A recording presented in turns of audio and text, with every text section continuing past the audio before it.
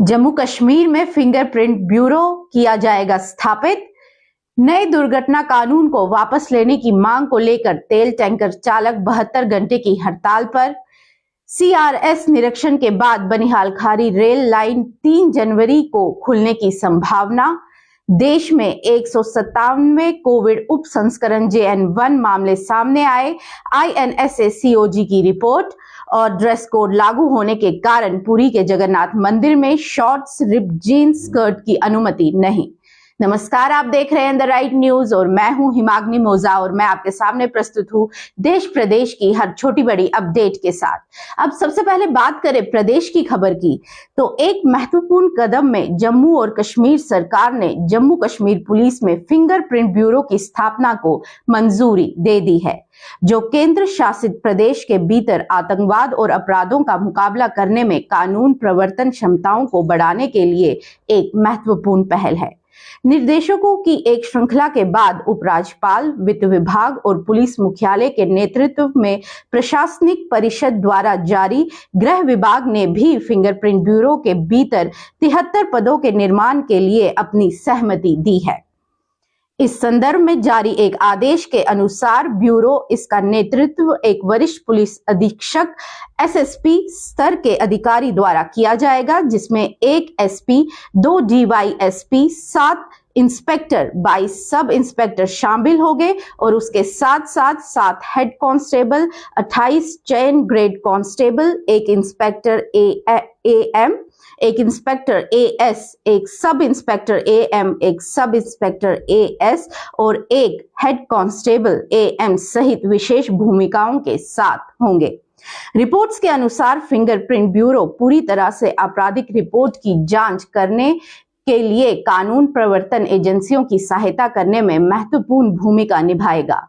इसमें अपराध स्थल पर पाए गए उंगलियों के निशानों की मौजूदा डेटाबेस से तुलना करना शामिल होगा, संदिग्धों की पहचान को सार्वजनिक बनाना और विभिन्न आपराधिक और आतंकवादी गतिविधियों के बीच संबंध स्थापित करना शामिल होगा।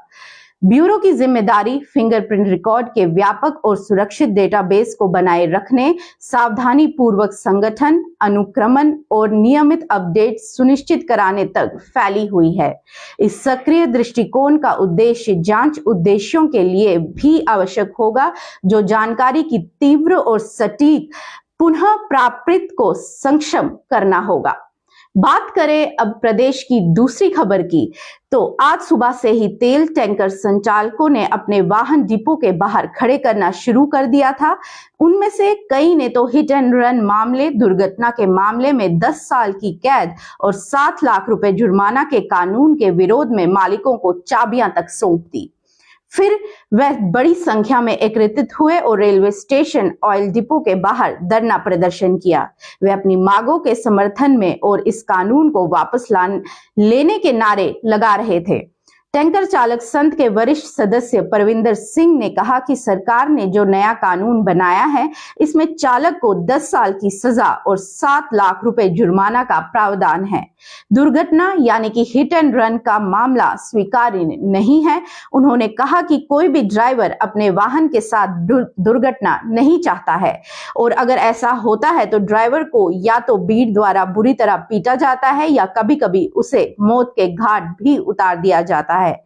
कुछ मामलों में तो गाड़ियां जला भी दी जाती है या क्षतिग्रस्त कर देते हैं।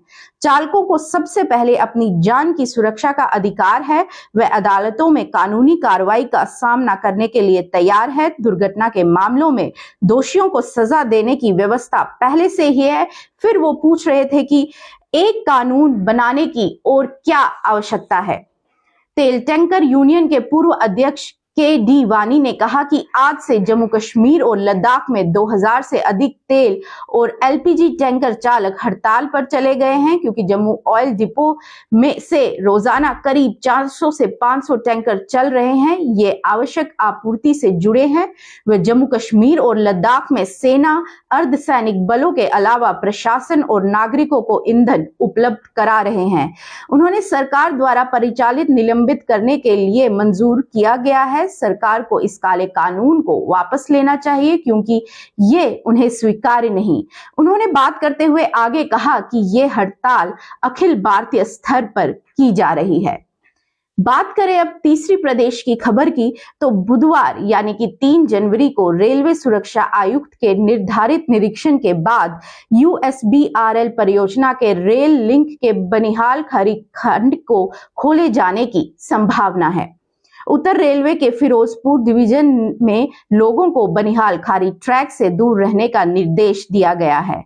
एक हेड आउट में कहा गया है कि बनिहाल खारी 14.869 किलोमीटर ट्रैक के उद्घाटन के लिए सीआरएस दिनेश चंद देशवाल द्वारा वैधानिक निरीक्षण का दूसरा दौर बुधवार के लिए तैयार है। निरीक्षण के दौरान सीएओ, यूएसबीआरएल निर्माण अधिकारी और अन्य संबंधित अधिकारी सीआरएस के साथ रहेंगे। आधिकारिक सूत्रों ने बताया कि सीआरएस उत्तर रेलवे के फिरोजाबाद मंडल के बनिहाल खारी खंडल में नवनिर्मित रेलवे लाइन की जांच करेंगे, जिसे शीघ्र ही इलेक्ट्रिक ट्रेन परिचालन के साथ खोला जाएगा। उन्होंने आगे कहा कि इस खंड का हाई स्पीड ट्रायल होगा। ट्रॉली निरीक्षण के बाद बुधवार को सीआरएस द्वारा विशेष ट्रेन का संचालन किया जाएगा। इसके बाद यूएसबीआरएल परियोजना के बनिहाल खारी स्टेशन के बीच नई लाइन ट्रेन का काम शुरू हो जाएगा। किसी भी स्थान पर ट्रैक पार करना और अतिक्रमण करना एक दंडनीय अपराध है। जो उत्तरदायी होगा उसे रेलवे अधिनियम के तहत मुकदमा चलेगा। ये बात वहां के रेलवे अधिकारियों ने खुद कही। यूएसबीआरएल एक स्वप्निल राष्ट्रीय परियोजना के उधमपुर बनिहाल खंड के बीच वर्ष के कम से कम बाद ये पहला कदम है। खारी रेलवे स्टेशन शेष 111 किलोमीटर की दूरी पर बनिहाल और कटरा के बीच पड़ता है। उत्तर रेलवे के वरिष्ठ अधिकारी ने कहा कि बनिहाल खारी रेलवे स्टेशन को 3 जनवरी के बाद किसी भी समय खोले जाने की उम्मीद है, जबकि पूरा कटरा बनिहाल खंड मार्च 2024 तक खुलने वाला है। अब बात करें देश की खबर की, तो सोमवार को अपडेट किए गए INSS-CoG के आंकड़ों के अनुसार देश में अब तक कोविड-19 सब वेरिएंट JN1 के कुल 157 मामले पाए गए हैं। ओडिशा उन राज्यों की सूची में शामिल हो गया है जिन्होंने वेरिएंट की उपस्थिति का पता लगाया है। जिन क्षेत्रों ने अभी तक वायरस के JN1 उप संस्करण की उपस्थिति का पता लगाया है वह राज्य हैं केरल, जिसका जो संख्या है वो है 83, गोवा 51, गुजरात जो है वो है 34, कर्नाटक 8, महाराष्ट्र 8, राजस्थान 5। भारतीय SARS-CoV-2 जोनोमिक्स कंसोर्टियम के अनुसार तमिलनाडु 4, तेलंगाना 2, ओडिशा 1 और दिल्ली 1 है। INSS-CoG के आंकड़ों से पता चलता है कि देश में 180 कोविड मामले दर्ज किए गए हैं। दिसंबर में JN1 की उपस्थिति भी थी, जबकि नवंबर में ऐसे 17 मामलों का पता चला था। विश्व स्वास्थ्य संगठन यानी कि WHO ने JN1 को इसके तेजी से बढ़ते प्रसार को देखते हुए एक अलग रुचि के प्रकार के रूप में विकृत किया है, लेकिन यह भी कहा है कि एक कम वैश्विक सार्वजनिक स्वास्थ्य जोखिम है। हालांकि हाल के हफ्तों में कई देशों से JN1 के मामले सामने आते रहे हैं और वैश्विक स्तर पर इसका प्रसार तेजी से बढ़ रहा है। केंद्र ने राज्यों और केंद्र शासित प्रदेशों को मामले की संख्या में वृद्धि के बीच निरंतर निगरानी बनाए रखने के लिए कहा है और साथ ही देश में कोविड के मामलों और JN1 उप संस्करण का पता लगाने को भी कहा है। केंद्रीय स्वास्थ्य मंत्रालय द्वारा सोमवार को जारी आंकड़ों के अनुसार भारत में 636 नए कोरोना वायरस संक्रमण दर्ज किए गए हैं, जबकि सक्रिय मामले 4394 हैं। वहीं बात करें आज की अंतिम खबर की, तो half pant shirt, rip jeans, skirt और स्लीवलेस ड्रेस पहनने वाले लोगों को ओडिशा के पुरी में प्रसिद्ध जगन्नाथ मंदिर में प्रवेश की अनुमति नहीं दी जाएगी, क्योंकि सोमवार से यहां पे ड्रेस कोड लागू हो चुका है। वहां के अधिकारियों ने कहा कि भक्तों का मंदिर में प्रवेश करने के लिए सभ्य कपड़े पहनने होंगे जो उजागर ना किए जा रहे हों। जैसे ही नया नियम लागू हुआ, पुरुषों को धोती और गमछा पहनकर 12वीं सदी के मंदिर में प्रवेश करते हुए देखा गया, जबकि महिलाएं ज्यादातर साड़ी या सलवार कमीज में देखी गईं। श्री जगन्नाथ मंदिर प्रशासन ने होटलों से लोगों को प्रवेश करने के लिए कहा, क्योंकि अधिकारियों ने कहा कि ड्रेस कोड के बारे में होटल्स को पता है, क्योंकि ज्यादातर श्रद्धालु वही मंदिर से आते हैं। एसजीटीए ने मंदिर के अंदर गुटखा और पान चबाने पर भी निगरानी बढ़ा दी है। इसके अलावा प्लास्टिक की थैलियों के इस्तेमाल पर भी प्रतिबंध लगा दिया गया है।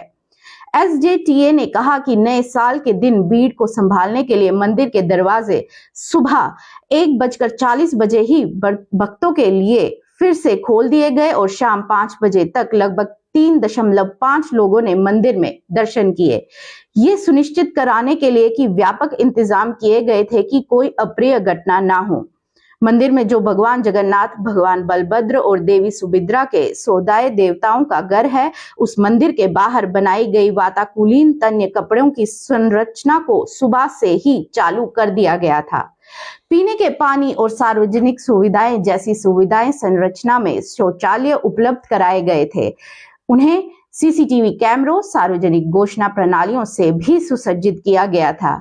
इसमें बैठकों की व्यवस्था भी की गई थी। पुलिस ने कहा कि इस बार नए साल के दिन मंदिर में आने वाले भक्तों की संख्या पिछले साल की तुलना में दुगना थी। ये थी आज की कुछ विशेष खबरें। कल फिर आपके सामने प्रस्तुत होंगे कल की कुछ विशेष खबरों के साथ। तब तक के लिए मुझे और मेरी वीडियो जर्नलिस्ट प्रिया भट्ट को दीजिए इजाजत। बने रहें द राइट न्यूज के साथ। नमस्कार।